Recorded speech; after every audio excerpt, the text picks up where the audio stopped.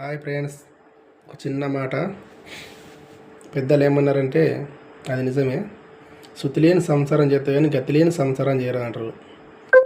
గతిలేని సంసారం ఎలా ఉంటుందంటే, మనకు ఇంట్లో బియ్యం లేకున్నా ఎన్నో అడకచ్చుకొని చేసి కలు గంజి తాగి నీళ్ళు తాగినా ఒకరోజు పూట గడుపుతారు భార్య భర్తలు ఇద్దరు. అది బయటకు రాదు, గడప దాటదు. అదే శుతిలేని సంసారం ఎన్ని ఉన్నా ఇంట్లో భార్య భర్తలు గొడవడం, బయటకు రావడం, అది జనాలు దాన్ని అలసు తీసుకోవడం, అది ఇంకా అలాంటివర్రా ఇలాంటివర్రా ఇలాంటిరా అని అనుకోవడం వాళ్ళు. అది దాన్ని గతిలేని సంసారం ఏంటి ఎలా ఉంటాయంటే, భార్య భర్తలు లొల్లి పెట్టుకున్నా చేసుకున్నా వాళ్ళు గడప దాటారు. వాళ్ళు కలో గంజి తాగి బయటకు ఏం చేయాలో అది చేసుకుంటారు.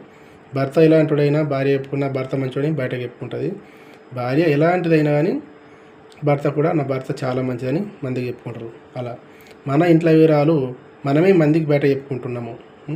వాళ్ళకి అలసైపోతుంది, మన భార్య ఇలాంటిది, నా భర్త లాంటిని. ఎప్పుడైనా ఇంట్లో ఏ గొడవ జరిగినా బయట దర్వాజా దాటకూడదు. ఏదైనా ఇంట్లోనే పరిష్కరించుకోవాలి.